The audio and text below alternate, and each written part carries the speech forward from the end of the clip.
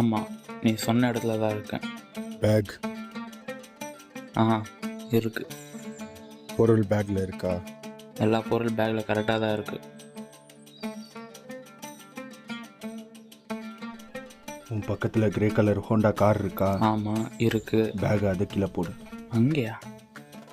சொல்கிறத மட்டும் செய், கேள்வி கேட்காத. சரி.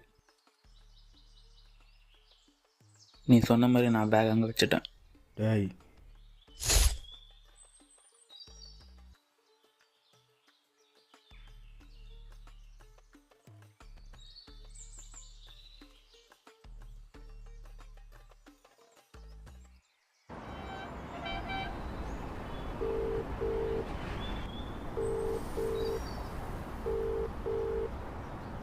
வேலைண்ணே, அவனை முடிக்க சொன்னீங்களே, முடிச்சிட்டேன்.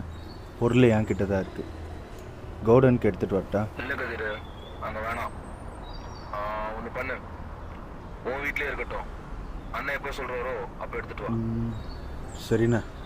அப்புறம் உங்ககிட்ட ஒன்று கேட்கணும். சொல்கிறா கதிர். ஒருத்தனை முடிக்க சொன்னீங்கல்ல, அவன் கையிலையும் நம்ம கேங்கோட சிம்பிளை பார்த்தேன். யாருண்ணா அவன்? அவனும் ஒன்றமா தான் கதிர். அண்ணன்கிட்ட 5-6 வருஷமாக வேலை பார்த்துட்டு இருந்தான் வேற ஊரில். திடீர்னு ஒரு நாள் வந்துட்டு நான் வேலை விட்டு போகிறேன், நான் வெளியில் போய் பொழைச்சிக்கிறேன்னு சொன்னான். அது எப்படி அண்ணன்கிட்ட இவ்வளோ வருஷமா இருந்துட்டு அண்ணனை பற்றி எல்லாம் தெரிஞ்சுட்டு வெளியில் போகிறேன்னா விட்டுருவாரா? அதான் போகிறதுக்கு முன்னாடி ஒரு பார்சல் மட்டும் வாங்கி தர சொன்னார். அப்போ தான் உடனே வச்சு அவனை முடிச்சு விட்டோம். சரி கதிர், ஒரு நிமிஷம், அண்ணன் லைனுக்கு வராரு, நான் உனக்கு அப்புறம் அடிக்கிறேன்.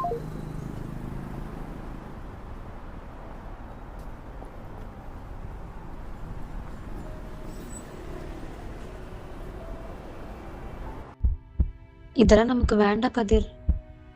இந்த நிம்மதி இல்லாம பயத்துல வாழ்ற வாழ்க்கை,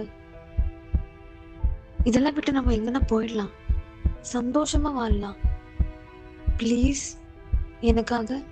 சரி, உனக்காக எல்லாம் விட்டுடுறேன்.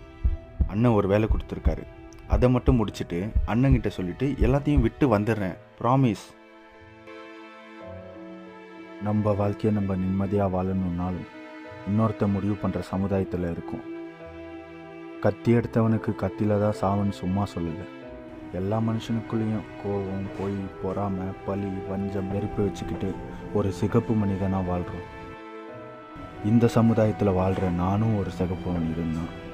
என் வாழ்க்கையை அந்த ஆண்டவன் முடிவு பண்ணிட்டான். அவளோட வாழ்க்கை நான் இல்லாமல் இருந்தால் தான் சந்தோஷமாக வாழ முடியும். அறமறிந்து வாழுன்னு சொல்லுவாங்க. அப்படி வாழலைன்னா என்னோட நிலைமை தான்.